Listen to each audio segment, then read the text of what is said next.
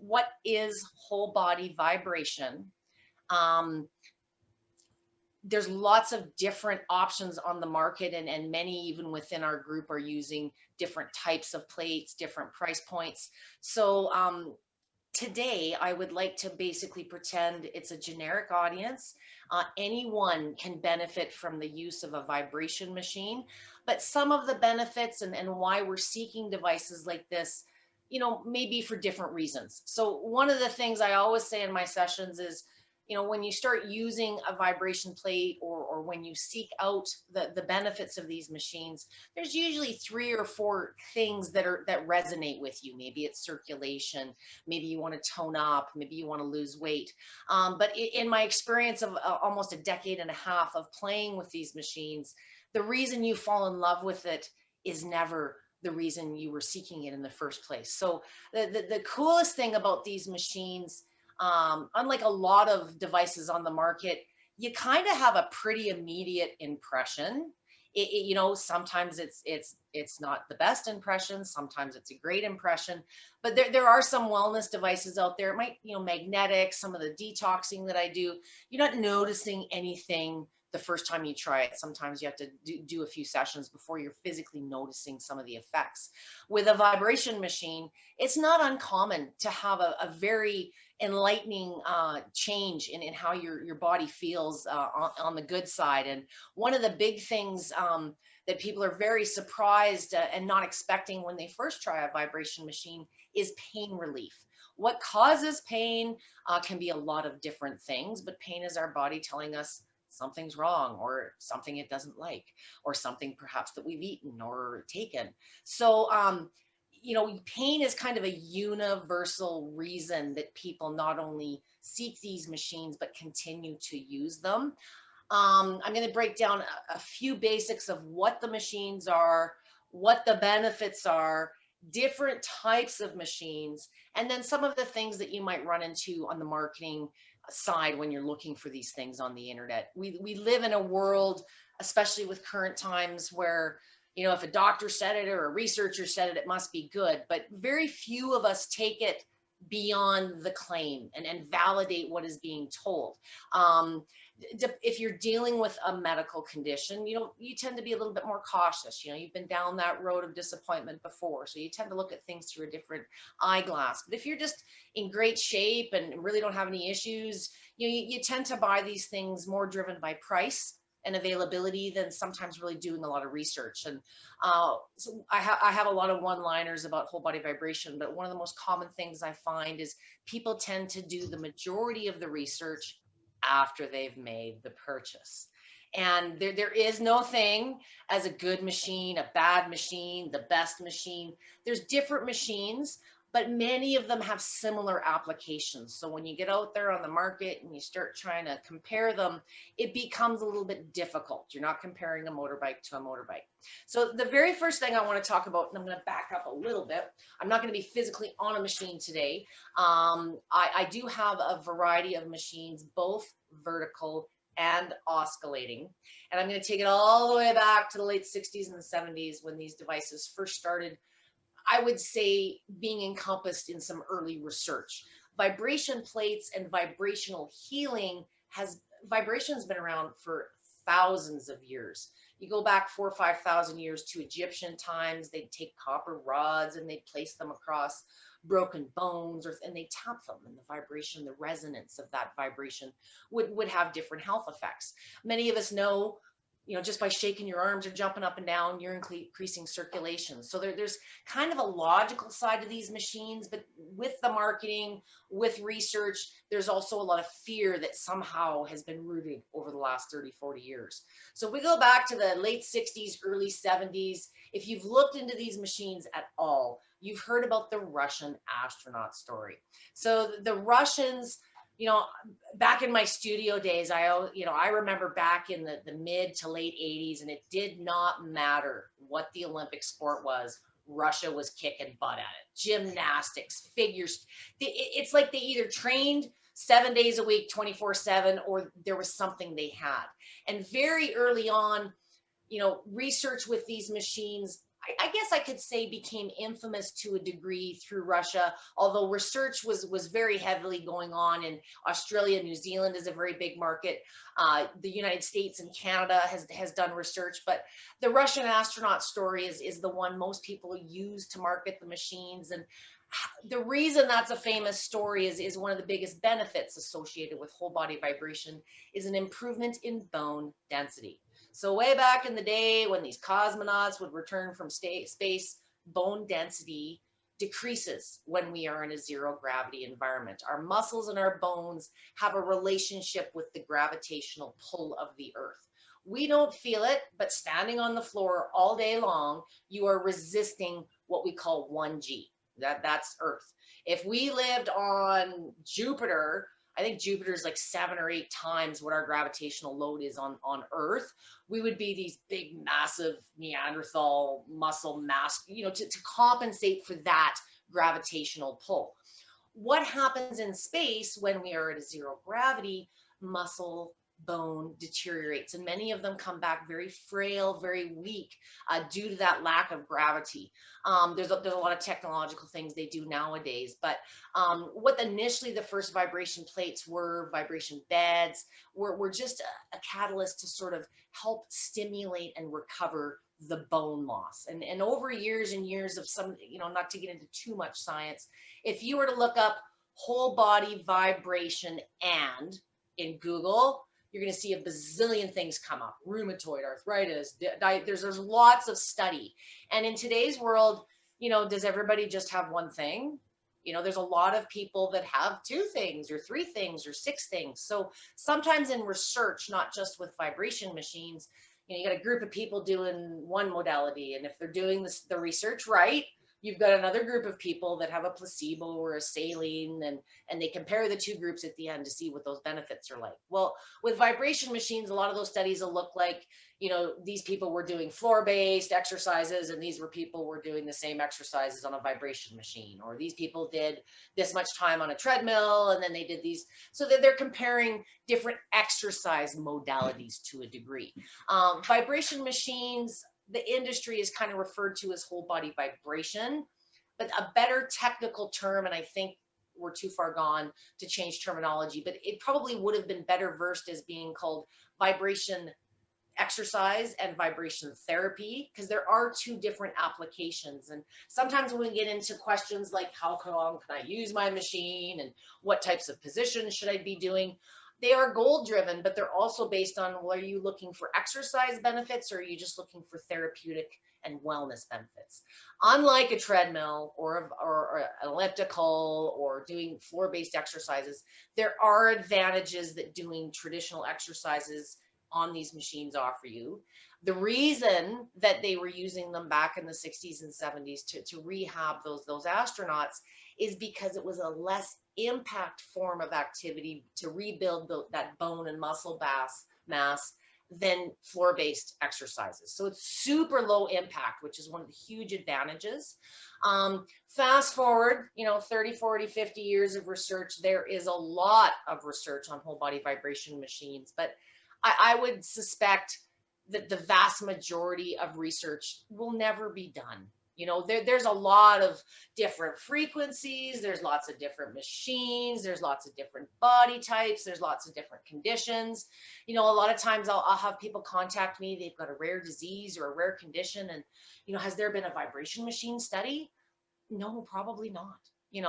And when people are asking me questions, is this okay for using on a vibration machine, or I have this condition, the first thing I want to briefly talk about before I get into machine types is contraindications. So from all these years of research, and nobody really knew, are they safe, are they not safe? Many years ago, yes, I could have told you that they were safe.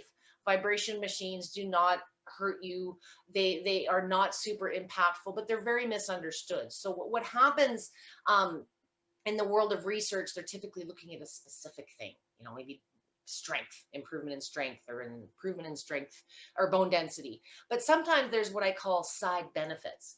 So one of the big things that has not been definitively studied in the vibration machine world is lymph and the improvement of lymph flow.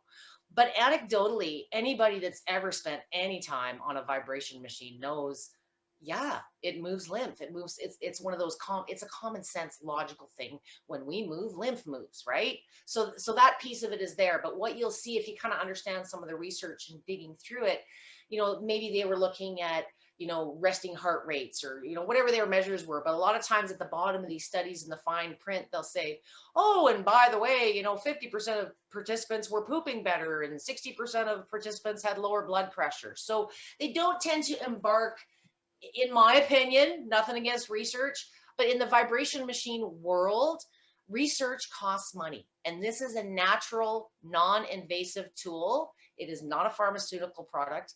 And there is no research money, in my opinion and experience in the research world, for things that naturally improve your body. If it's a pharmaceutical, if it's a surgery, if it's part of a system, that tends to be where the research stems. So I don't want to say, because there'll never be more research or there's not going to be more research, but I think people need to be realistic. And sometimes, if you can't get an answer to a question, it doesn't mean that this is something that you should rule out. Experience in this industry is 50, 60 years old. There's people like myself. There's clients of mine that have been using these darn things for 10, 15 years. I've seen better benefits in some of my regular users than any study is ever going to cover. I've got clients with bone density results that are 80 to 90% better than when they started using the machine. 5, 10 years in, that's phenomenal, but a 3 to 6 month study isn't going to give you that kind of number. So just one last little piece on the research to roll into the safety. There's a lot of 1 or 2 lines at the end of a lot of vibration machine studies that will say things like, well, the safety and efficacy hasn't been completely explored. Well, you know what? If there's 250 studies out there of osteo patients that can barely stand on a machine and they survive the study, they're safe. They're safe, they're safe, they're safe. But where safety comes in the middle when you're looking online, there is a term called occupational guidelines, or ISO guidelines, depending on what country you live in. The vast majority of my folks here are from the US and Canada. I am going to say, I'm going to speak ISO guidelines. And ISO guidelines are those, if you work in a corporate office, you go into the lunchroom and there'll be something posted on the wall, which is your occupational health and safety standard. Wash your hands after you go to the bathroom. Change your shoes if they're covered in dog poop before you return to your desk. There's things like this that are outlined. Vibration has a lot of regulation. Whole body vibration has no industry, no regulation. Nobody really understands, surprisingly, 50 years later, what it really is. But it gets muddled up with occupational vibration exposure. So a lot of times when you're looking on the internet, things come up because they call it whole body vibration occupational exposure. We call it whole body vibration that we do on vibration plates. So key terms, things get all mixed up. So you go into your doctor and you say, hey, I'm going to use this whole body vibration machine. What do you think? And your doctor, if he's a decent one and doesn't know anything about it, turns to his computer, imagine, looks it up, says whole body. This is bad. G-forces are bad, and bad, white finger and jack. They think industrial. So industrial vibration is things like tampers, the jackhammers. You're driving in a truck all day long. That is what's referred to as occupational vibration exposure. And the reason it can potentially be harmful partly is the frequencies. If you're looking at something like a tamper or a jackhammer, you're talking 1, 2, 300 Hertz, which is movements per second. You're also talking probably 7 to 12 hours a day for 40, 50 years. It's, just like the mouse. How many people have carpal tunnel nowadays just from clicking a mouse 4,000 or 5,000 times a day? So it's that repetitive exposure in the workplace that sometimes causes problem. Completely different thing than a vibration machine. So if you have someone that you're talking to, the other thing that happens with the ISO guidelines, there are thresholds for force levels that a body can sustain. Some of it, I believe, comes into, a baby's going to sustain less than some 6'7", farm dude that's built 300 pounds in. But vibration machines superficially increase your exposure to gravity. And how it does that, I'll get into with machine types. But so what happens on a vibration machine is it increases your load, or the load on your muscles, which causes you to fatigue faster. If you're doing an exercise position, it recruits more muscle fiber. There's ways it moves that lymph and that circulation, and it's a short duration thing. So typically, the 10 minutes 3 times a week thing that you see everybody talking about, that's a very loose guideline. If you were to go to the gym and every gym you went to said, well, you got to run on a treadmill for a half an hour. Everybody's different. We know that. How you run on that treadmill is going to be different speed, different incline. So a vibration machine is an environment that superficially increases your exposure to gravity. So that's how we counteract some of the anti-aging health effects, the bone density, the strength loss, those type of things. But there's also been found to be a lot of other benefits by putting a body into this environment and challenging it.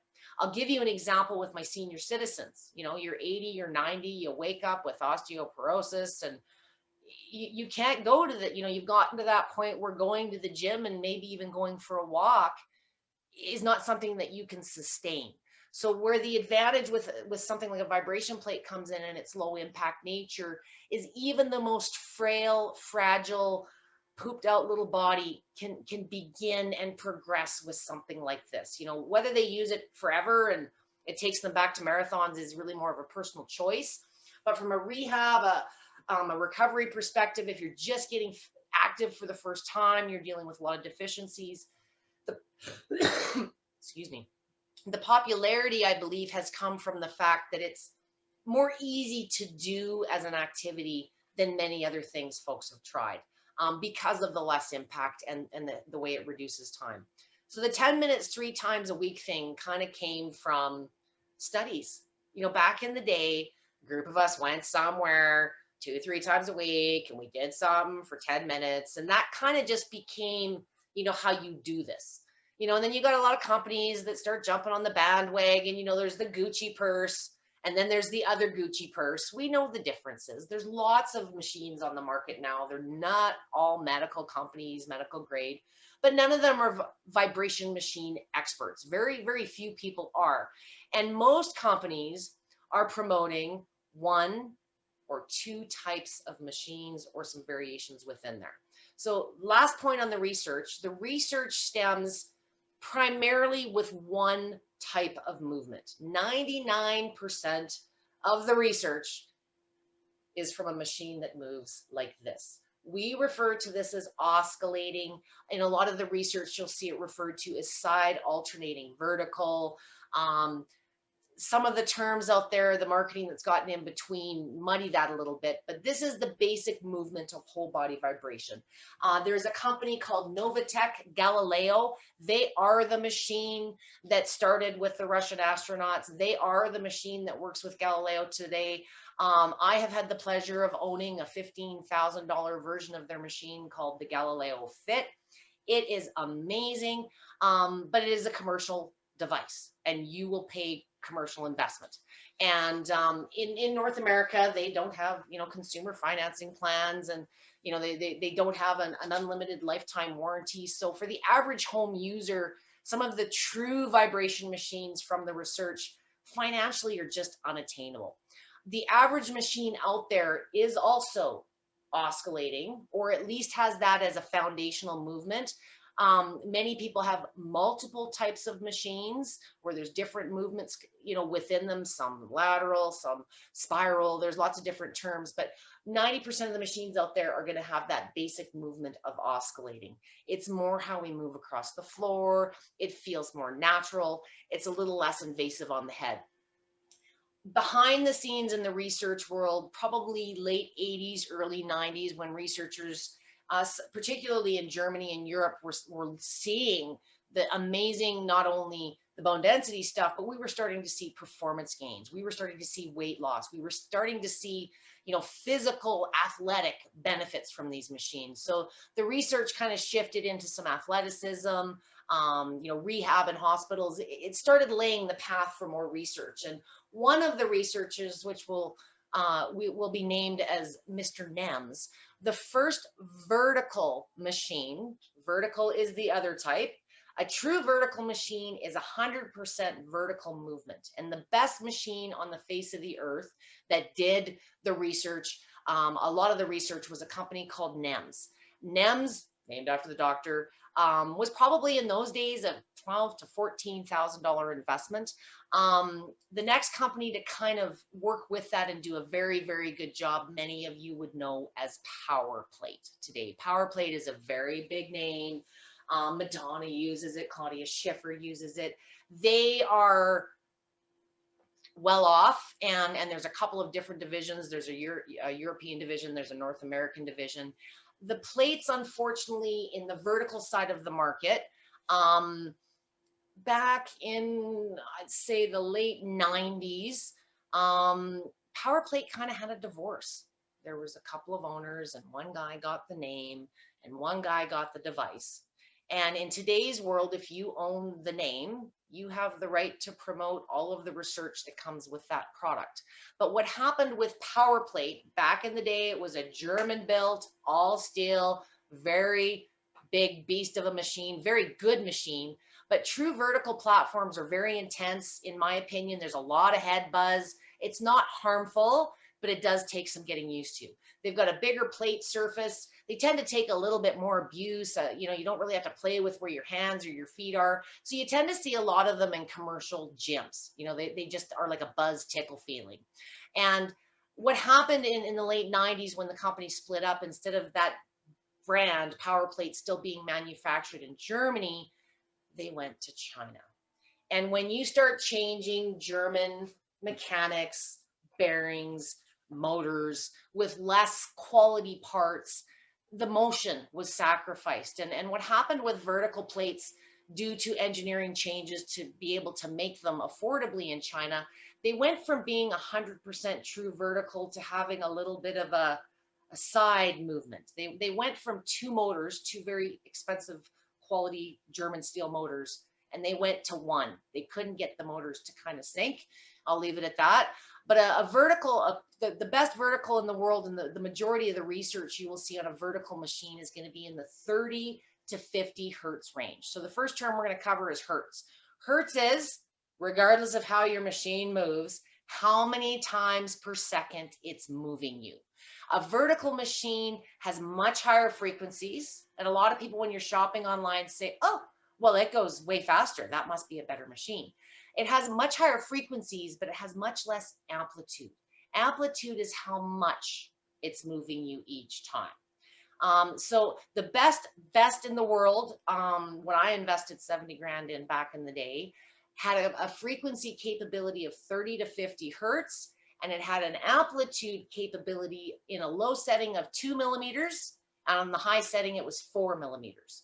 So the overall G-force on that machine, which is a combination and a little bit of math, but some of these machines in research are capable of like 15 to 20 G's of force. Does that mean that, you know, just because I own a Mustang Shelby GT, that I drive it at 200 miles an hour to the grocery store every day? No, it gives you range. And what happened with that original PowerPlate mean machine back in the day when they started coming over to North America, they didn't put them into doctors' offices. They didn't put them in the hands of qualified trainers. They put them in shopping malls. So imagine you walk up to this thing, it's got lights and buttons. And of course, what do? We're going to crank that thing right up to top setting just to see what this machine can do. People weren't told to bend their knees. And any of you that use vibration machines know that's rule number one. So you're standing on something that's moving 40, 50 times a second, 4 millimeters, boom, it hit people in the head, and they didn't know what this was, and it scared them. And what's happened with a lot of the vertical plates, I'm a big fan of vertical machines, but you're going to spend a lot more to get something of equal quality in an oscillating. I'll get into that in a second. But what happened over the years is they watered down the intensity of those machines. The frequencies are generally very accurate. So in the vertical side of the market, if a machine says it does 40 Hertz or 50 Hertz, that's likely true.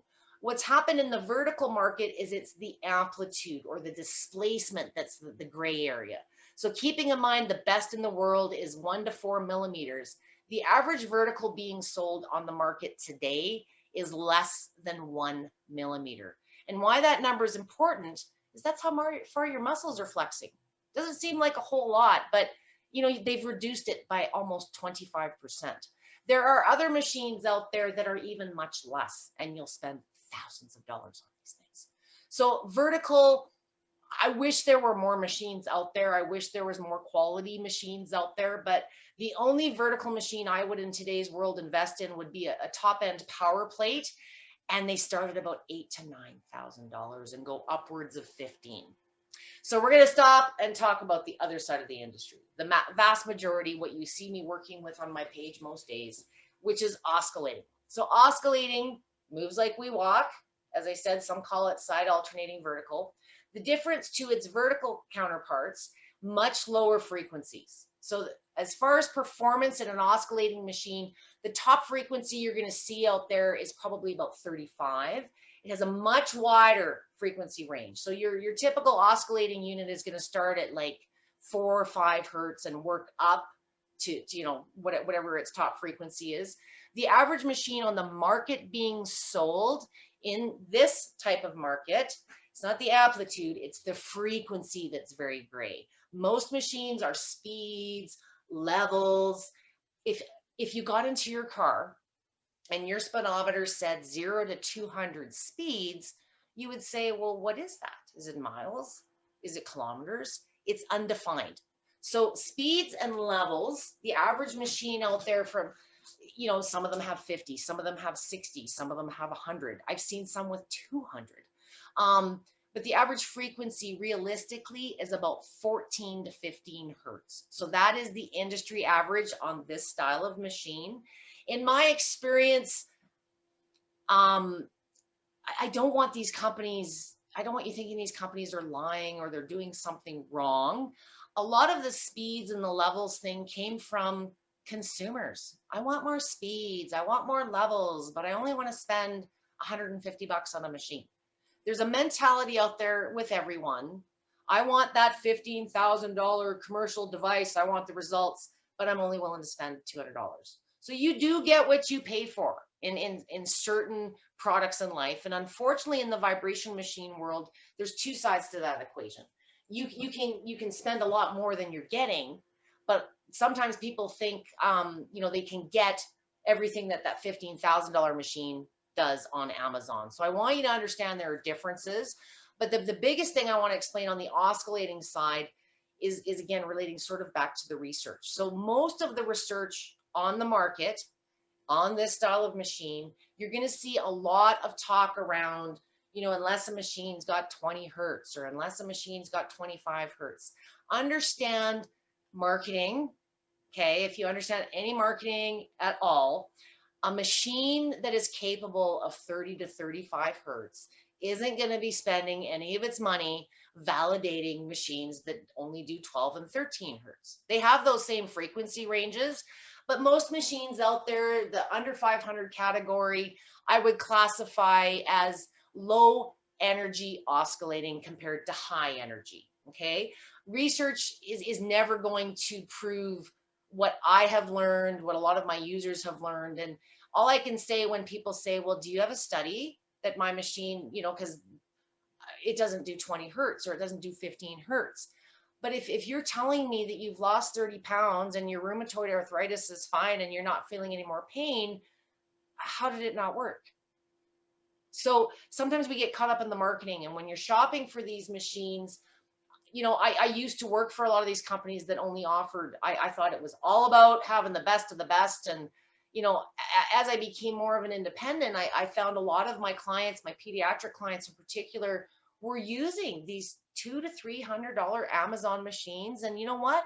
They were seeing the same benefits. Were they seeing them as quickly? Were they seeing them as often? Again, this is, if everybody was doing everything exactly the same and everybody was the same, we could measure these things. But I've never met a person that has not benefited from a machine in some way, shape, or form if they were willing to give it a chance and put a little bit of time into it.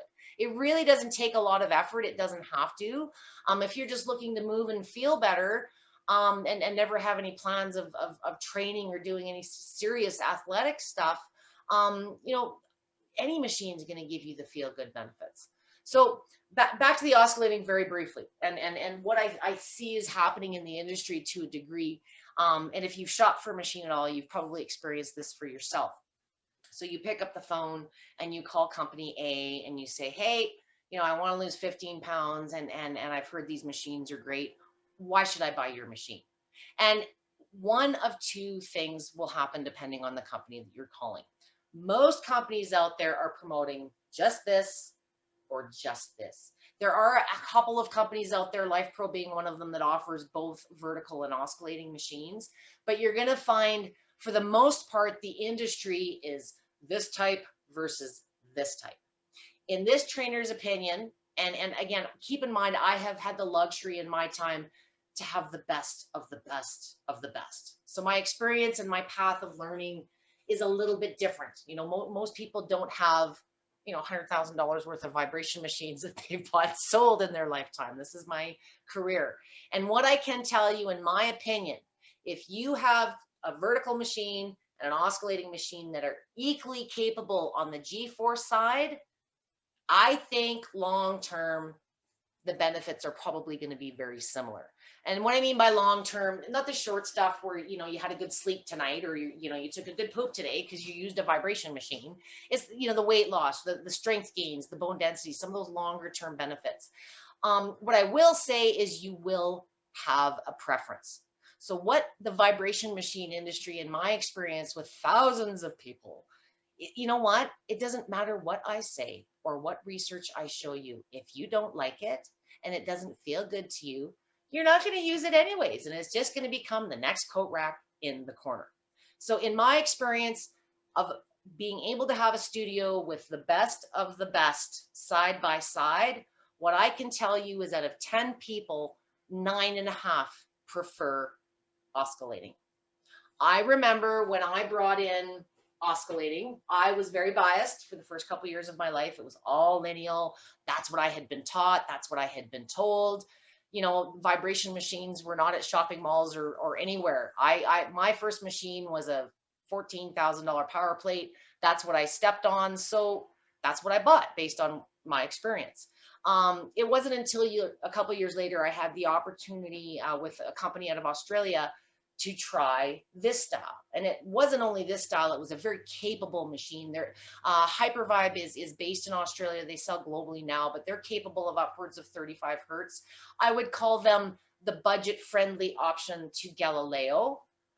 There's a lot of debate between those high-end companies, certainly difference in price points, but the vast majority of the research, in my experience, that Galileo has created, Hypervibe also is equally capable because of the frequencies on its machines. They do start at a higher price point.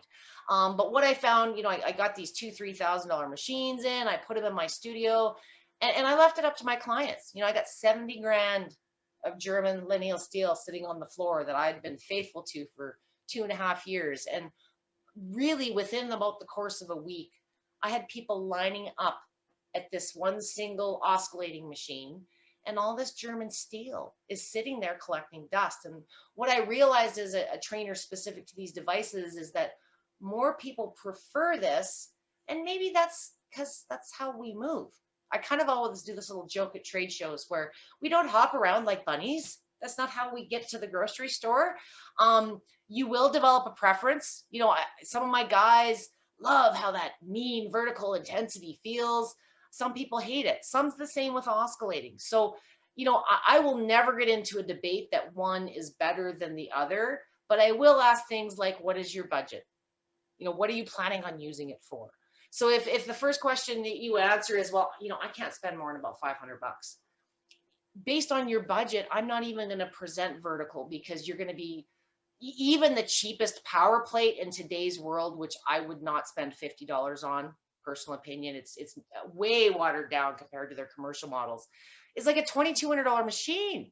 So I'm not going to insult you by saying, oh, here's 5 hours of reading and videos from Debbie, now you make the decision. Based on what you've told me, I want to move lymph and I only want to spend a couple $100 or whatever those questions are, 9 times out of 10, I am recommending oscillating.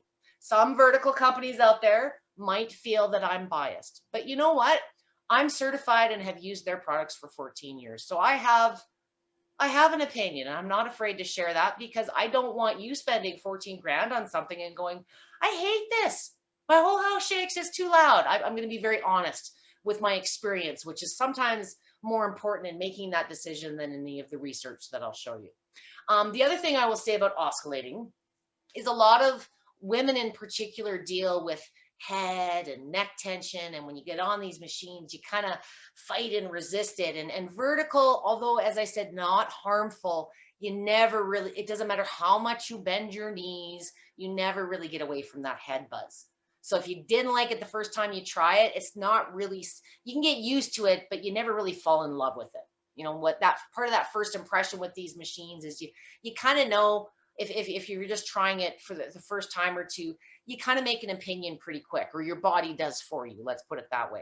So again, more people prefer this. And what I found over time in my studio, I love my studio. It was like my favorite place on earth to blossom and perfect our craft as a family. But people wanted these machines at home.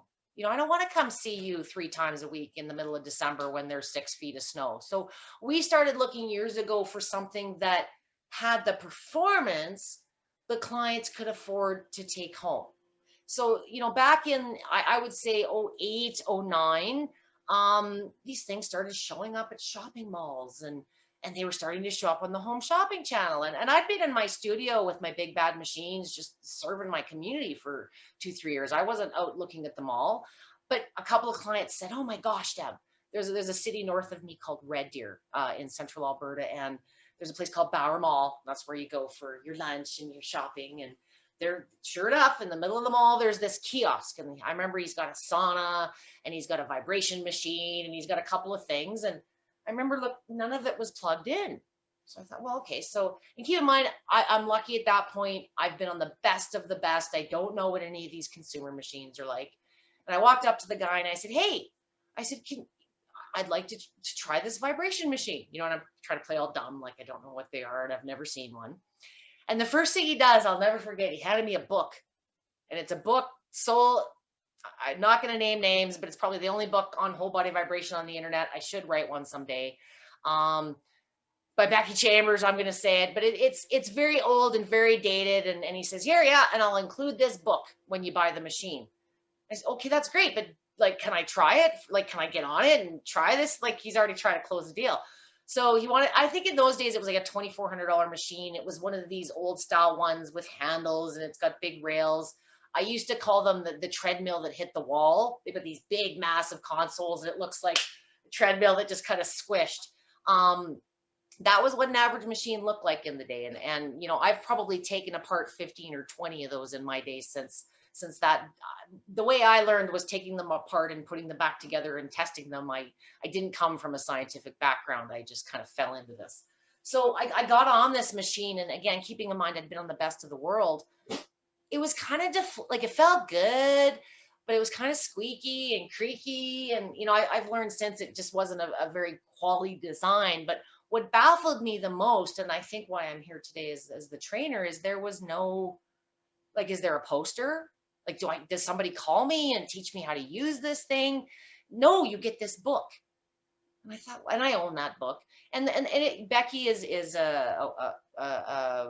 she's been in the industry as long as I have, but not unlike me back in those days, I sold a brand. I represented a brand. And as I started looking at the research, I thought, well, how can you be honest and unbiased if you are the brand? You know, this bugged me for a lot of years. So I'm a trainer that is certified at this point now with a vertical machine. I've started working with Hypervibe, who's like their competitor, and they're fighting it out. But I always somewhere in the middle, you know, I didn't care if you had a vertical machine or a pivotal machine. I just know you needed help. And I know when I got into this, even though I spent 5 figures with a German I didn't speak German. Everything I got was in German, and all these, you know, and when I did talk to them, it was, you know, we kind of winged it. There was a good group out of Australia or New Zealand, a blog we used to follow, but unfortunately, we had a falling out there as well. You know, I just, for me, that the training just sort of always stuck with me. And I didn't know until 10 years, 14 years later that having that experience with both machines in today's world would be so relevant. But as an independent now, I can speak honestly and openly. You know, if companies get upset with me, that's fine. Um, Honestly, today the average machine I recommend is under $500. It is sold on Amazon, and it's not because it's the best machine out there or it's got the most scientific research. Realistically, I would rather have people using vibration machines, even of the least quality out there, than not at all, because you'll still be further ahead in the long run.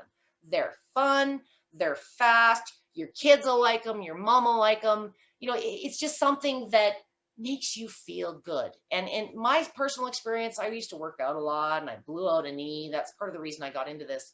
Um, I don't stick with anything. I'm one of those people. I get into something and I go hard for a year or two, and then I get bored, and then I'm gonna try this. And I've done this for 14 years. And not only have I done it personally, it's my life as a business, and I coach. So what I have found with my users, I've never seen any of my clients stick with anything as long as, so maybe it's just the fact that people keep using them regularly is why they're seeing the benefits more so than the treadmill. I don't know. So now very quickly, I do have a list here that I'm getting way off topic. Um, what I want to cover first and foremost is back to the frequencies and the displacements. How does this actually work, and what is happening to your body when you're on this thing? So I'm going to start with oscillating, because again, that's what the vast majority of people have. And what happens when you're on a vibration, there's this little bit of a tilting motion, okay? And different frequencies or speeds feel different. You know, the slower ones are very wobbly, they're very choppy, you feel everything shaking, whether you have excess or not. And as you get going a little bit faster, it starts cooking along and start feeling a little bit more aggressive. The biggest lesson I can teach you on this type of machine, think of yourself as that 5-year-old kid back at the playground and you're on the teeter-totter. So you have two kids on the teeter-totter and one sitting in the middle, okay? The ones on the end are moving a lot. The guy in the middle is moving just as much, but he's not moving as far. On a vibration machine that moves like this in oscillating, amplitude is adjustable. On a vertical, it's going to be a high, low, or probably just one setting, so you can't adjust how much it moves. On an oscillating, you are the adjustment with your feet or your hands. So on the really slow speeds, we're trying to destabilize and throw the body off kilter. Those are balance and stability speeds. Kind of like being on a Bosu ball or a rebounder. So if those type of activities are scary for you and your balance is very, very poor, a lot of people think, oh, well, I want to improve my balance. Unlike a treadmill, believe it or not, I would prefer you not start on the slowest speeds. And here's why. Most people that haven't talked to me or visited my pages get on the machine and they do what they see at the trade show or they see online. They put their feet at the far outer edges of that thing, and they're moving the most, which is okay when you're going slow. If you're a senior and you're standing tall, that head's moving around. A lot of people complain about headaches or nausea. Well, that's why. You're moving the most amount. So bring your feet a little bit closer. Hip width apart is probably a more conservative starting point. If we're thinking natural movement, functional training, you don't walk with your feet wider than your hips when you walk across the floor. So start with feet hip width apart. If you're finding it's too aggressive, too scary, too strong, bring your feet even closer. You control the intensity based on your feet or your hands. So that's your amplitude. In oscillating, your frequency or your speed ranges, whatever they are, the beauty of those is they give you variety. So it's not about what speed or what frequency is best for this, or what preset program is best for that. What you hope to accomplish on this machine is very much going to be driven, A, by your goals, but those goals are going to be accomplished by different positions. If you're just looking to move lymph and circulation, you could just stand or sit on it. But if you want to lose 60 pounds or gain the ability to get some strength in your legs, you're going to have to do functional exercises. You're going to have to push yourself and maybe do some squats, maybe do some lunges, exercises that probably would ideally be outlined by your trainer, your personal therapist, or if you exercise now, maybe it's just things that you already know how to do on the floor. You're just doing them in an environment that makes them easier with less impact and reduces the time. So when you're dealing with inflammation and puffy joints and things like that, time reduction is a big winner. And I think where a lot of people see benefit is they can sustain the activity perhaps longer than other things. So back to the frequencies, the really slow speeds are that Bosu ball. So when you feel things wobbling and shaking on those really slow speeds, your body's got the ability to stabilize and balance itself. But if you are dealing with balance concerns, I want to improve your balance, but I don't necessarily want to challenge it yet. One of the beautiful things about oscillating that I do prefer over vertical, balance is kind of a side effect. Your body's always stabilizing itself, regardless of what you're doing on it. So, if I've got some senior that's 95 with Parkinson's and a recent stroke, I wouldn't be putting them on a Bosu ball anytime soon. That's too much. I want to improve their balance, but I don't want to challenge it yet. So maybe standing on the machine and maybe just closing their eyes for a minute or two is something, it really depends on the type of body. The other thing is the next range of speeds, balance you're getting kind of on any speed. But as you get going a little bit faster, the mid speeds on your machine, the mid frequencies, you'll notice they start getting a little bit smoother. They're not as choppy. You can still feel your body moving back and forth, but it's a little bit more comfortable. They tend to start getting into those mid speeds and frequencies are more about relaxation. Feel good. You're still getting balance, you're still getting stability, but you're getting a little bit better volume on your lymph flow, your blood flow. Things are moving at a bit of a faster pace. And I think what you'll find with the mid frequencies, especially if you're just starting out, I think you'll find them more comfortable than those slow, choppy speeds. But to get there, you'll need to learn the lesson of bringing the feet a little bit closer.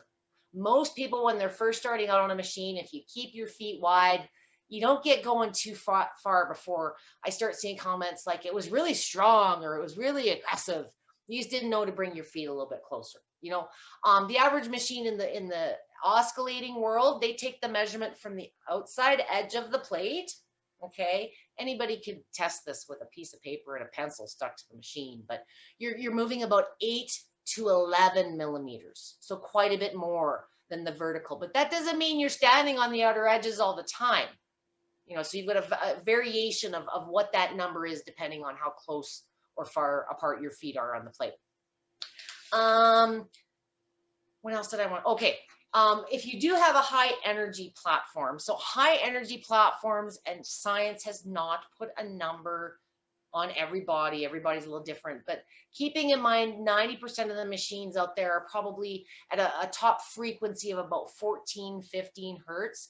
The machines from the research, again, they're going upwards of 20, 25, 30 Hertz, much, much higher frequencies. And what happens when you get into these higher frequencies, your body literally loses the ability to move back and forth. And it feels more like vibration. It doesn't really feel like you're shaking. It feels like you're vibrating. And the biggest difference is instead of your body moving back and forth, it becomes a transaction with the central nervous system. Instead of your subconscious thought kind of deciding what's going to keep you stable on this machine, your central nervous system kicks in. And it says, whoa, we all got to work together. It starts recruiting more muscle fiber or a higher percentage of. You are not going to get into this type of equipment for $200 to $300. When you start getting into these higher frequency, higher loading machines, it takes different engineering. You're not going to get a machine that's going to weigh less than about 50, 60 pounds. So, this is where when people say, what is the best machine out there? It depends. Are you looking for something that you can take to the gym in your mom's house? Or are you looking at putting it into a gym and, doing commercial athletic training on it? So some of those questions need to be answered, and don't make a decision based on price point. Okay. I will give you another example. There are machines out there that sell for $200, and there are machines out there, exact same machine, different sticker, that sell for $5,000 or $6,000. Okay. So you've got to be careful in being able to validate your specs. And the best way, without even talking to a company when you're looking online, if they have any specs listed at all, that's usually a good sign. If you can't find speeds or amplitude, or you can't find both of those numbers, why not? They know, they can tell you. This is part of how you compare these machines. So if there's numbers missing or factors missing, that's another thing I want you to be very, very careful about.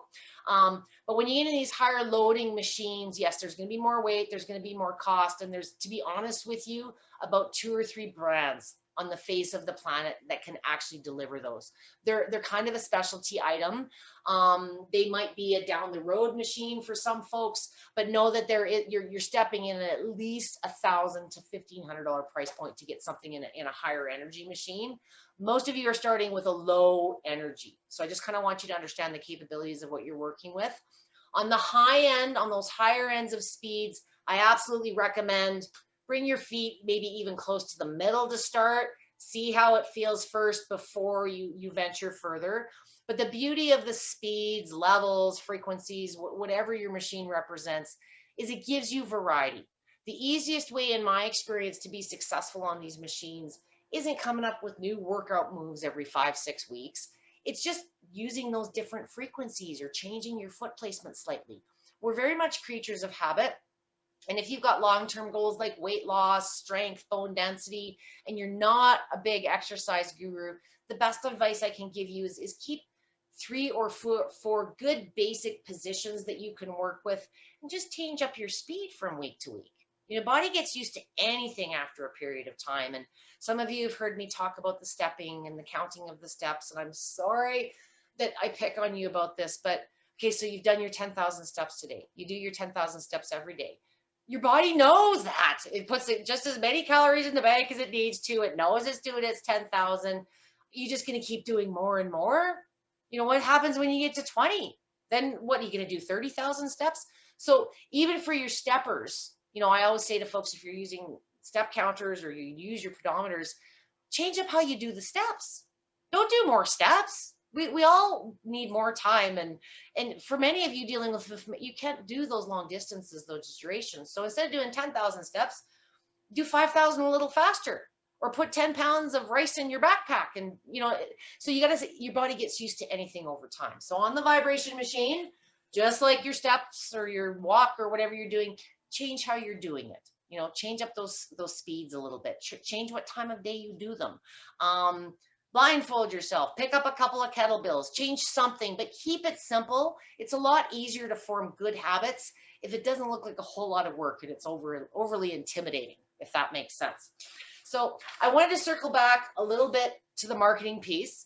I've kind of rambled a little bit more than I maybe meant to on the types of machines. I don't want anybody, I'm certainly a bigger fan for general population use of oscillating than I am of vertical. But I will say, if you've done your homework, if money is no object, and you're looking at seriously getting into this, and you're a medical provider or a PT, and you want to be a whole body vibration person, you should be a whole body vibration person. But a whole body vibration person isn't just this kind of machine or just this kind of machine. That's a preference, and you're really not doing your clients justice. So if you're going to get into this, you should own a $15,000 Galileo, and you should own a $15,000 power plate. Never have I seen that in 15 years. In all my history in Canada, 9 times out of 10, when people want to try a Galileo or a power plate, it's my phone that's ringing. These are very special devices that you're not going to see on every street corner. So for me, responsibly, I feel from an ethical standpoint, it's best to empower you and have you understand that there's a whole big industry of machines out there fighting it out for your consumer dollars. And, if you're looking at getting into this for the first time, you know what, there's nothing wrong with investing in a $200 to $300 machine, trying it out, seeing how you feel. If in 4 or 5 years you're still using this machine and it's your go-to, you will be. They are so addictive once you start using them. Then maybe down the road you can validate and invest in that higher performing machine. I have had clients, I posted a video the other day on my page of a babysitter of mine. She's got a machine that's about 14 years old. I think it's only got about 10 Hertz. It's a very low energy oscillating machine. She looks amazing. She's been managing her Crohn's for 40 years. And the other day when I went over there, she was shaking up a can of paint on it. So there's a bazillion ways that, I don't know if anybody saw that video, but you know, I can't deny at this point in my career, I have not been exclusive to any one brand for about a year and a half. And, you know, the sooner, even getting my own bias out of my own head out of my own butt, and seeing how many of you are getting benefits, even when the least performing of machines, there's got to be more to this. So the anecdotal piece is really what drives me these days. It's very rare that people do not stick with this. If you can stick with it for the first month, couple, 3 times a week, you'll actually feel that you're missing it if you don't use it. If you've just gotten a machine, the best advice I can give you is get out of the box right now and get on it. The biggest mistake I see with people when they get these machines, you get all hyped up, you do the homework, you do the research, you get it, and then it sits there in the box for a month or 2 or 3, and then you forget about it and you can't even return the thing. So the big reason my page exists and where my passion as a coach comes from is you've got this amazing tool in your house, whether you spent 50 bucks, got it at a garage sale, or you spent the best. Most people struggle with what to do with it. So it is just an environment. You are only limited with your imagination and your range of motion. So whether you like this, whether you like this, again, there's lots of variety out there. Don't get so hung up. They are safe. I have never in my 14 years had anyone more than get over exercised. To me, I've had people throw up on me within 2 minutes of using a machine, but they accelerate the effects of regular exercise. So if you've never exercised in your life and you're a raging diabetic and you haven't eaten all day and you come try my machine at 10 o'clock at night, you're probably going to get a little nauseous. So common sense applies. If you are dealing with a medical injury, recovering from a medical concern, there's a huge area of therapeutic benefit. It's trying to find, like many medical conditions out there, a therapist versed in the technology. So even though most of my pages specialize in certain conditions, there's really nothing I haven't worked with at least once, if not twice or 3 times on these machines.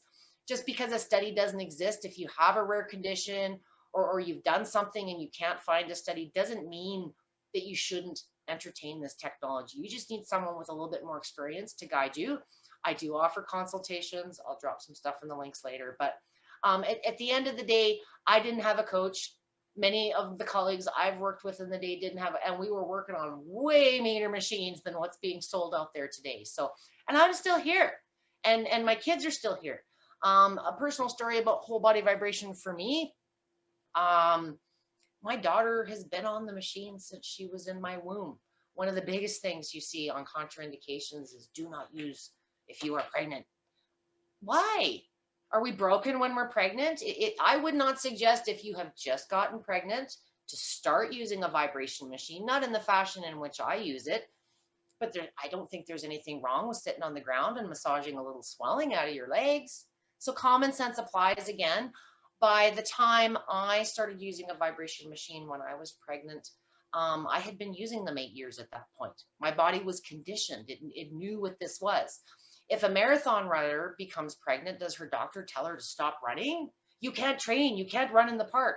No, you might modify what you're doing as your pregnancy progresses or as a medical condition progresses, but 9 times out of 10, there's usually a way that a vibration machine can be used with modifications, even if you're dealing with a big, bad medical condition. So seek guidance. Don't assume that you've got to, return this thing or not use it because you've had a bad experience or you can't get any help. The help is out there. These have been around 30, 40 years. For many of the people in my groups, maybe you're dealing with a condition, maybe you're not, but there are people that have had bad experiences on these machines, anything from nausea to pain. I do want to assure you, it's all short term. If you do anything on these machines, the worst you're going to do is over exercise yourself. So what does it look like on your body when you over exercise yourself? Maybe you're fatigued, maybe you get a little bit swelling.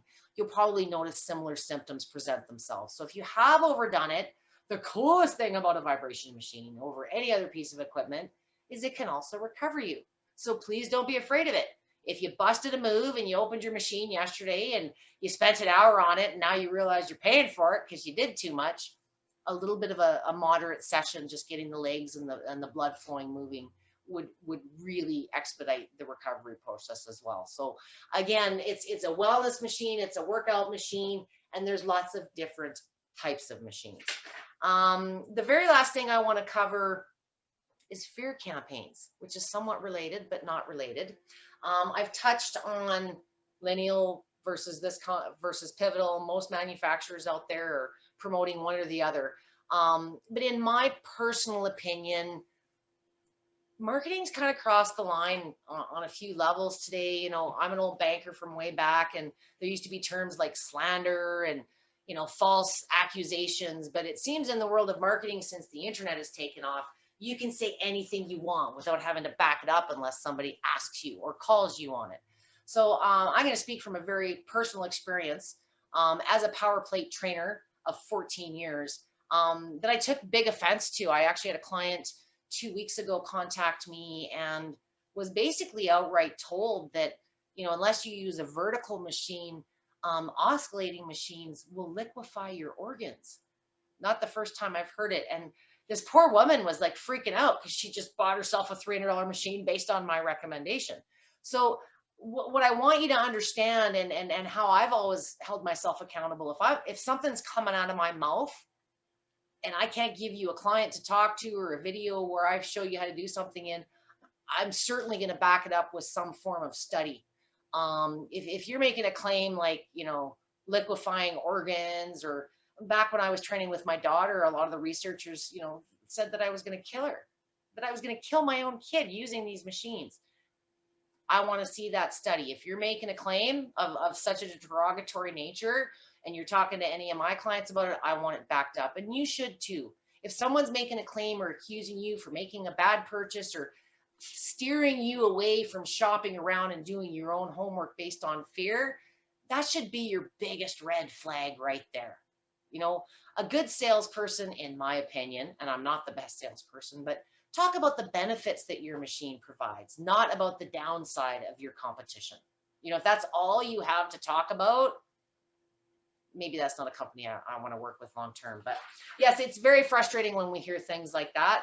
I have had a number of clients very concerned about the G-force thing. So I will touch on that on the fear side a little bit. These ISO guidelines I talked about earlier, I think there's a threshold of about 7 or 8 Gs the body can physically sustain. I just openly admitted that I've got machines that are capable of 15 to 20 Gs that I used to sit on while my daughter was in my womb. So how is that possible? On a vibration machine, there are 2 ways that you move, up and down, okay?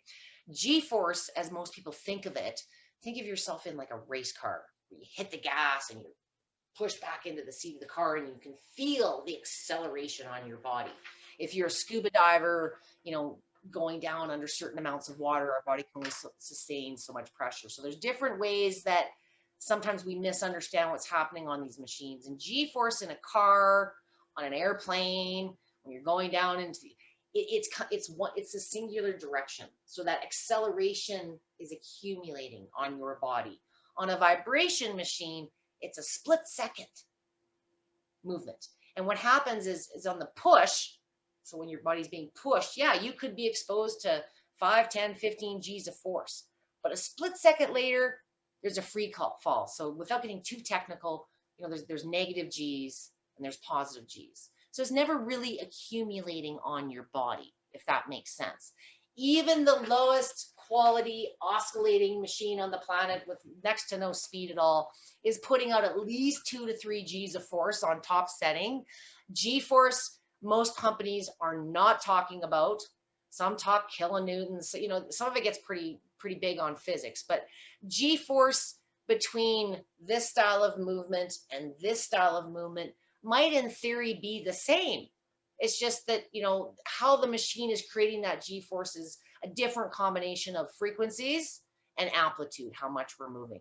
ISO guidelines, again, are about 7, 8 Gs. That is something derived from the race cars. And, fighter pilots. That's kind of where they've tested that. But if you Google on the internet, there's a guy named, oh, and I was going to look this up before today's session, but I think the highest exposure to G-force ever tested in mankind was something like 42 G's of force in one of these cars that goes across the desert like a bazillion miles an hour.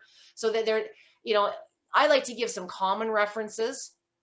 And if you look up, usually you'll find it in like National Geographic Kids or some of these kids homeschool things that I do. But if I walked up to one of you and slapped you upside the face, localized on your face, you'll see that red mark, and you've probably exposed yourself to about 30, 40 G's of force just in that instant slap. Did you survive? You got to understand in what premise you're using it. Another one I like to reference is sitting down in a chair. So at the end of the day, when you're done and you plop your butt down in your chair, you're exposing your spine to about 8, 9 G's of force.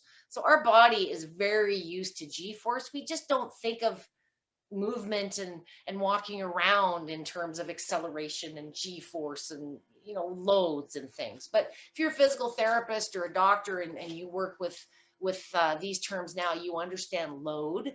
This is just something that increases that load in a very low impact way. Again, as a brief recap, there's lots of different types of machines. The two basic researched movements are this and this. Where did the variations come from? Consumer demand. I don't like how this feels or this feels. What else you got? So over the years, laterals come to the market, the spiral where things are combined. And you know what?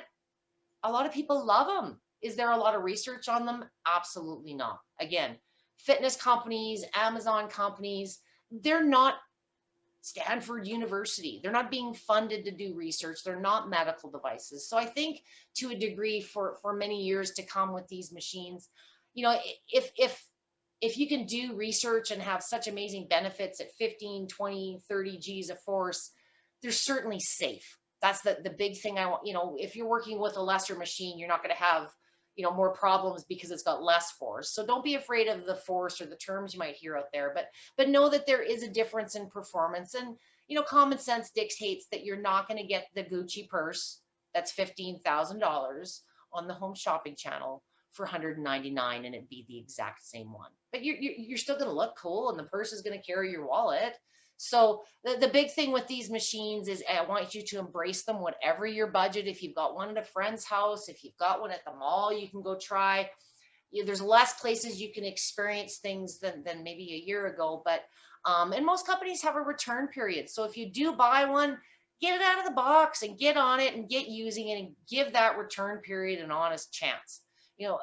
As a salesperson back in the day, nothing is more disheartening than getting a phone call on the 29th day after you've bought a machine saying, okay, I got to try this thing because I've only got till tomorrow. Well, you're not going to get a very good impression in a day. I usually like to get you to try it and then sleep on it, see how you feel the next day. If you did too much, we can modify. So give yourself the time to give this an honest chance. You probably will notice some good things even within the first week, but if you're sticking with it 2 to 3 times a week, even with minimal use, I think I can almost guarantee you by the end of that first 30 days, you're going to notice some improvement. Whether you can put your finger on what it is, but you just know you wanna, and you feel better when you do. So that's as terribly scientific as I'm going to get today on that. I certainly am happy to get a lot more scientific if anyone has questions or would like to validate something of yourself. I'm not here to do other people's science all day. So if a doctor or someone you're dealing with says, oh, well, this is better, well, then tell me why. Because I'll find out and I can do the research. But blanket claims and making claims without backing them up to substantiate them, I'm not running around anymore, and you guys shouldn't either. So especially if you're getting something on a derogatory nature. So if you've got someone saying, oh, you shouldn't use a vibration machine, ask them why. Well, because.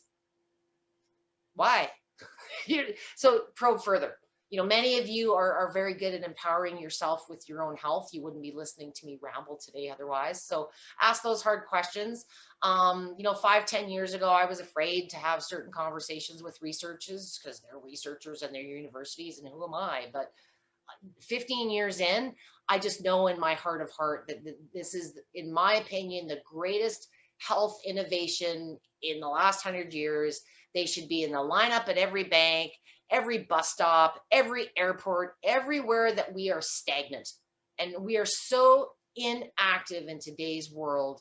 You know, just getting up and walking to the refrigerator is a struggle for many of my clients. So if you've been disheartened and other things haven't worked out for you, don't listen to the naysayers or any negative that you may have heard, because there's that too. But I think this is something, even with a minimal investment, would be a really good starting point for a lot of people if you haven't given it a shot yet. So with that, I want to thank you. And I would like to ask for the couple folks that are here, because I've rambled today. Do you have any specific questions that I can answer for either Margie or Mira? Margie and me have been chatting on the side. Okay, and who's Blaze Becker? Is that you too? That's me on social media. I was wondering, like, have you got a friend there that's like camera shy? No, that's me. Okay. What are your questions? She is in a small town in Canada, and she would like suggestions on who to ask or where to find someone that may have one.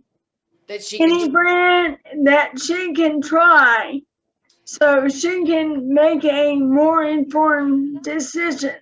Margie, can you tell me where you are? I mean, I'm in a small town in Canada. Wouldn't that be great if you were in Didsbury? No, where's home for you? You can unmute yourself if you want to talk with me. Vancouver Island. Vancouver Island. You certainly have more options than most. Whereabouts on Vancouver Island? Central. Are you close at all to Campbell River? No. That's like 3 hours north. 3 hours north. I have a, you know, if there's going to be Vancouver, or if there's machines anywhere, they're kind of Alberta, Vancouver. But the problems in today's world are being access to anything with current restrictions. Do you know what I mean? Mm-hmm. So if it was me and I wanted to try one out, I would go via Amazon, and I would absolutely take advantage of that 30-day money-back guarantee. Unfortunately, in Canada, with a lot of my clients, that's what I've had to do this year. It's going on.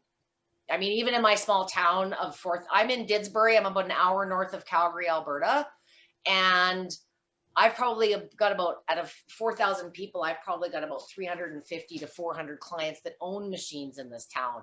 And even I'm getting calls. I know you've got customers. Where can I go use a machine? So there's people that like a place to go use regularly. It's the motivation. Whereas, you know, having a machine at home is a little bit of a different discipline. What I would ask you to do, Margie, if you don't mind, just let me think. I'm sure if I have anyone, I would be able to find somebody on Vancouver Island, even within maybe an hour. I certainly do in Vancouver, but I'm not expecting you to hop on a ferry and go deal with that whole, that's the problem when you're on the island, right?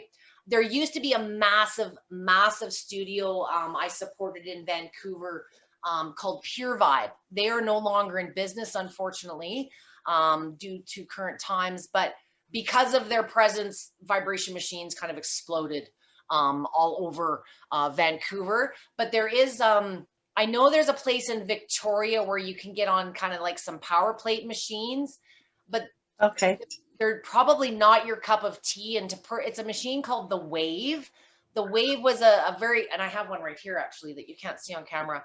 They haven't made them in about 6 years. The company has been out of business. They were a big competitor of power plate, and nobody financially compete with the celebrity market that PowerPlate has. But unfortunately, as much as I've tried to explain to the studio there, they should diversify and get other machines, they're very loyal to their trade. And I respect that. They're doing a specific type of service. It's a very expensive location, like $150 visit is why I don't. So what's in Campbell River? Campbell River. Well, and I'm probably, she's going to get mad at me, but are you familiar with Kim Wilson on this page? I'm not sure. It's rare that she was on with us last week. I know she's not in Campbell River, but I know she's on the island, and she's got the waiver, the Life Pro waiver, one of the ones you can get on Amazon. And I do know of a few others in the area. She's the person I'd talk to and say, where else have we got machines out there? But I know she personally has one, and she also has a lot of the compression garments. Like there's some compression garments that I do too. So she might not be quite as far north as Campbell River.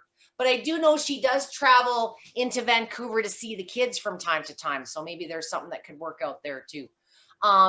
Just what I'll ask you to do, Margie, is just send me a personal note through the page, and I'll do a little bit more digging for you on the weekend and see what I've got out there. Okay, thanks. Awesome. Are you dealing with a diagnosis, lipedema or Derkham's or something like that?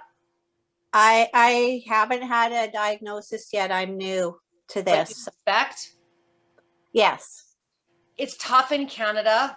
Kim actually has Derkham's disease, which is even more rare than lipedema.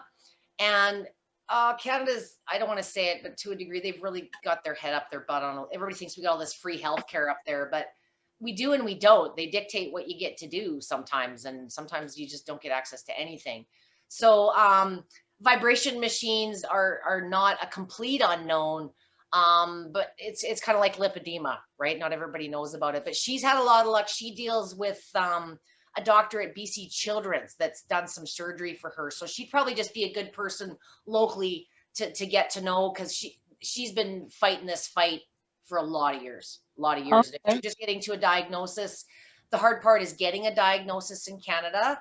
She physically traveled to the US to visit Dr. Herbst for her diagnosis. A lot of my Canadian clients have been doing, I hate to say, self-diagnosis. You know, you get in this community long enough, and sometimes things, they just make sense. And even me, like I'll be walking to the post office, and now it's short season, right? If I see pockets in the back of those knees, I'm like, there's little characteristics, they're the large legs, but they're uniform.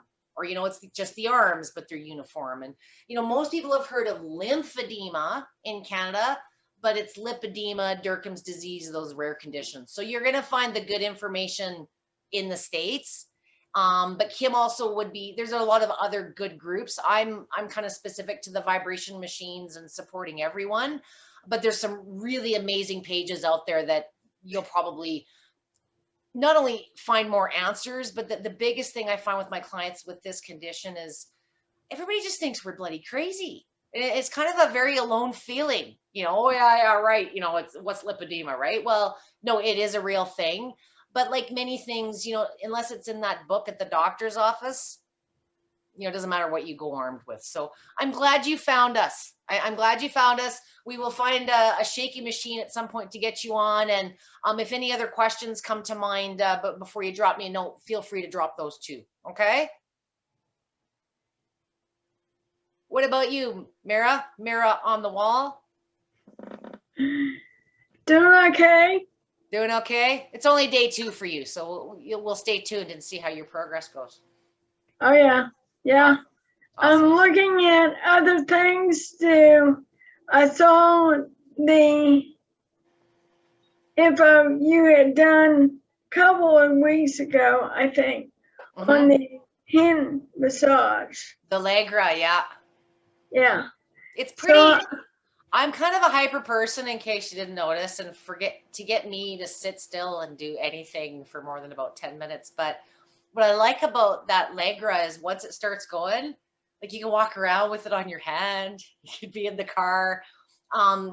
Margie, Kim deals with a lot of chronic pain, and why I kind of started looking at these other tools that some of these companies, I've just been vibration machines, and a lot of the companies I work with, they don't sell other things. They're just vibration machines. So a lot of times vibration machines are great, but sometimes people want other things. Variety is important too, or maybe they have a setback where they, that doesn't work. So what I like about Life Pro in particular, outside of their lifetime warranty, that's a big thing for me, because things break. And I break things lots because I test things to the max. But what I really liked about the Allegra is a lot of my ladies, even though you don't always have lipedema in the hands, it does a lot of the work. you know, when you're dealing with these conditions, your hands, your arms, your neck, just the fatigue. And for me, what's weird with that Legra thing, my elbow is, I got tendonitis like really bad. And I'm one of those, I whack my elbow I'm just a klutz. But what I find with that Legra, Myra, I don't know if it's just my brain thinking, but it seems like this improves. And if I don't do this a couple, 3 times a week, you know, even with my machines, probably because I'm doing too much some days and I'm in the garden, but it seemed, I don't know if it's stemming because the tension in the elbows may be coming from the mouse hand or what it is, but it's just kind of been interesting. You know, my elbow's nowhere near it, but that's where I'm feeling relief when I use it. It's kind of the weirdest thing.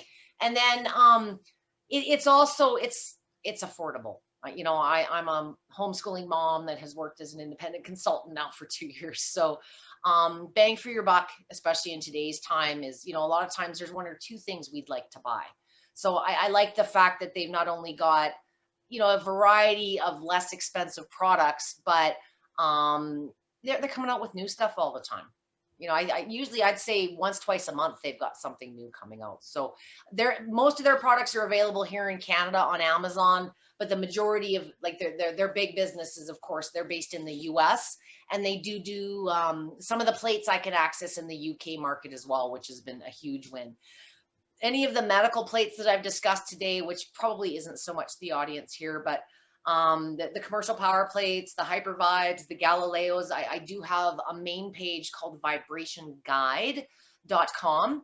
And I tend to speak a little bit more universal about some of the benefits. You'll see some of the higher performance there, but no, like most things in life, you do get what you pay for. But when it comes to vibration machines, just please know that if you're spending a little bit less, you're still going to see a world of benefits. You know, I wish I could open a research lab and study every frequency and every body and every condition and validate this for people. But, you know, as the market evolves, I think it'd be impossible. Things would just keep changing. And how do you stay on top of that? So, you know, I can only base my 14 years of working with people on these plates, and maybe 2 or 3 scares in my time. And the big scares have usually been nutritional related, dehydration, you know, people going hypoglycemic because they haven't eaten. I have never had a person have an ill effect on these machines, providing I understand what's going on. You know, if you're coming in and you just had a hip replaced yesterday and you think I've got some crystal ball, you know, make sure that you're honest with me. But 9 times out of 10, even if you're dealing with the biggest deficiency, there's a way we can modify to still keep you using your machine and maybe even expedite recovery. So that's really what interests me. And I'd like to put that out to the researchers out there. You know, there's a lot of good things that can come from this machine. Instead of leaning on research that's 30 years old, start doing your own. Start, you know, a study doesn't have to be a big university and a bunch of placebo drug effects. It could be, you know, 10, 15 women getting together and taking their measurements twice a month. You know, or are we peeing more often? Or, you know, so these are, I mentioned this in my session earlier this week, but I would like to work towards a case study in this group, measuring the lymph and the circulation and energy levels, a lot of the soft stuff that's hard to measure, but I'm going to work towards maybe a little bit of a survey that we can check in on maybe monthly and just, you know, what works best for you, and kind of come up with our own guidelines of what might best serve this community, you know, instead of waiting for the research minds to come up with, because we know best. You know, this is the cool thing, Margie, with you being a newbie. These women in these groups and these men, they know this condition. Like I've seen more doctors schooled with this medical condition on these machines than any other condition that I work with. And I work with cerebral palsy. I work with anything, you name it. I've worked with a couple of clients with a condition called Angelman syndrome. I don't know if you've ever heard of it. Very, very, very rare condition. But, you know, to me, anytime something comes up that I haven't heard of, which is rare now, but I'd Google it and I'd be like, well, I can't see any problem.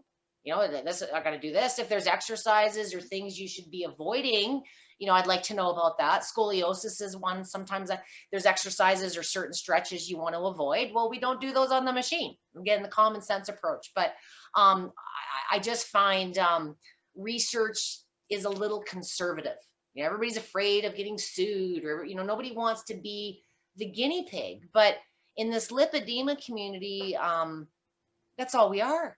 You know, there's more times than not that I have women going in with pieces of paper and schooling doctors, like, you know, whether they absorb the information or not, you guys know what you're dealing with, you know what solutions you want, and it just takes a little bit of time and confidence to understand what you're dealing with, to have those type of conversations. So I'm so glad that you're here and you have this amazing group of women to lean on. I think you're going to start finding a lot more answers. Okay. And I'm going to stop rambling now and let you guys have a weekend. Unless you have more questions. Not today? No. All right. No. Well, have a fabulous weekend wherever you are. I plan on digging in the dirt and getting some plants going. We are almost at June and I still cannot take my plants out of the greenhouse. We are still freezing temperatures overnight. So I'm not going to risk it and lose more plants. But yes, I'm looking forward to maybe looking a little bit more golden by Monday. And I look forward to seeing you guys probably towards Wednesday for another workout session. Every Wednesday and Friday in some fashion, Margie, on this page, just so you know. If I could send you some about Texas, 92 today. What? Oh God, I wish. Well, you know, it's one extra. You don't want too much heat either. I understand too, right? A lot of my clients in Australia, I remember back, I used to do a lot of trading calls in Australia, and you know, I'd always have these really early times, and with the time changes for me, it would be like 11, 12 at night, and I couldn't figure out why I had all these early morning bookings. And the women would say, I can't exercise by 10 o'clock. It's too hot. And I guess, you know, if they didn't get their exercise done by, you know, 9, 10 in the morning, no bloody way, it was too hot. I don't have that luxury here, but some folks do. Thanks very much. Margie's saying goodbye. I just noticed the chat window.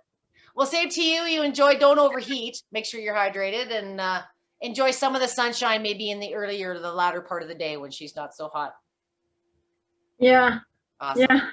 Thank you so much, Mira. I hope these are working out for you and you're enjoying our time. Oh, yeah. Awesome. It's all good. Awesome. More information. You're one of those willing subjects. I love it. Keep me posted, and I can't wait to see by next week when you got a couple more under your belt how you're feeling. Oh, yeah. Yeah. Today I was playing with the ball and I have a slight headache, which is unusual for me to have a headache. Where were you massaging? In the head? On my back, and then I came up, and I think it was when I went on the back of the neck.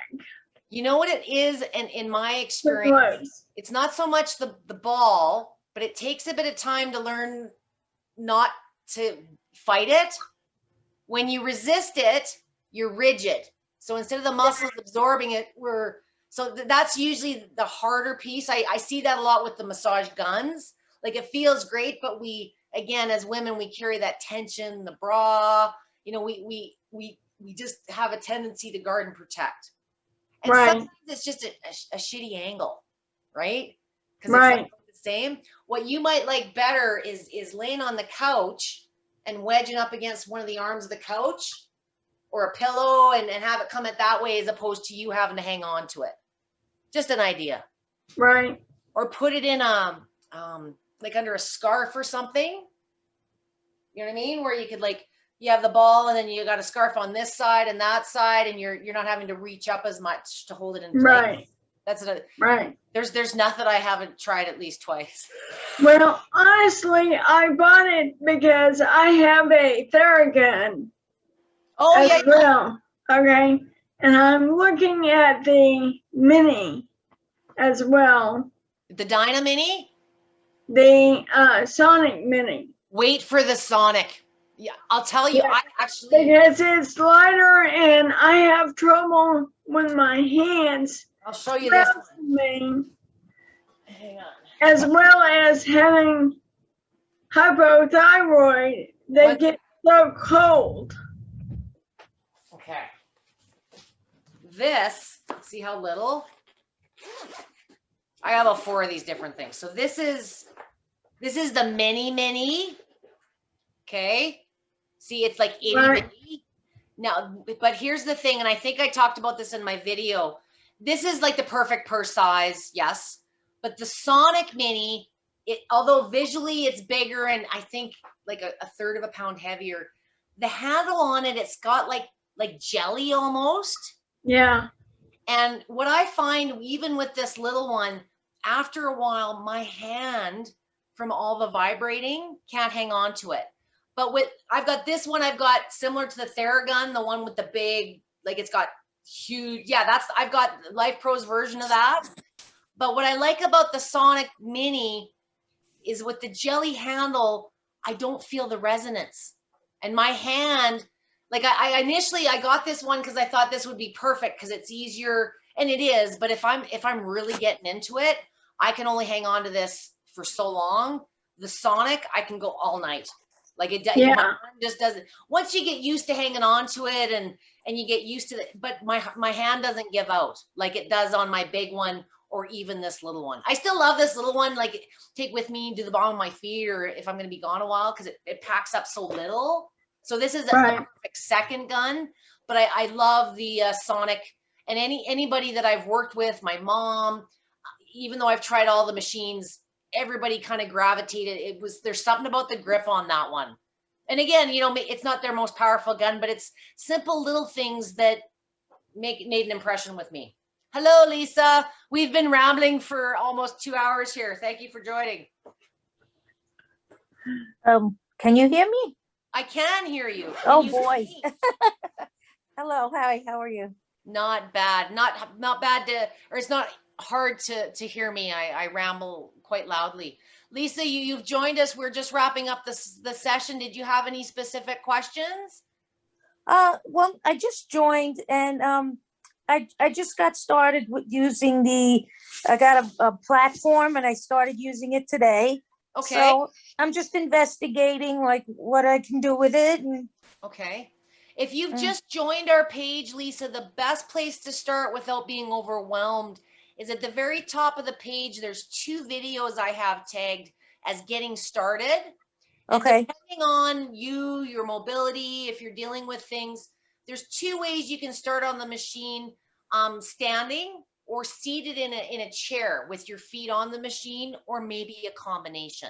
So if you're scared at all, if you're dealing with any medical concerns, sometimes seated in a chair just to sort of see how it feels is a better way to get used to it. But I would suggest watching those 2 first. Whatever has come in the box with your machine will probably be very different than what I'm saying in those videos. There is no right or wrong, but a lot of my videos will speak specifically what might be a better starting point for you in this group than the marathon athlete, if you know what I mean. Right. Okay. And I do ramble. The very first video I did on this page is called the summer solstice or the winter solstice. Yes. And I go all like way over lots of different things, but it'll give you a very good basic place to start. What machine did you get, Lisa? Oh my God. It's something Lily. I got it off of Amazon. I'd have to go look at it to tell you. If you're not sure what it is and you can't really figure out with what's in your manual, post a picture on the page with it and I'll break it down for you if it doesn't give you all the blanks so you know what you're working with. I know it oscillates. Like yes, it does. Okay, that's all you got to know. Not to say that there's anything wrong with the other one, but once you watch the repeat on this, I kind of went over the different types. Most of what we talk about is this type of movement. So you're bang on. Right. Okay, good. Awesome. Great. All right. Thanks so much. Thank you, Lisa. And I'm going to say goodbye as well, Myra. Yeah. You have a good weekend. And Lisa, lots more videos on the page there. If you get bored, you'll probably find about 25 hours of me rambling under the media files. Okay. Okay, great. And more every week as I do more of these. Okay, awesome, thank guys. you. Have a great weekend. You too. Good night. Take care. Bye.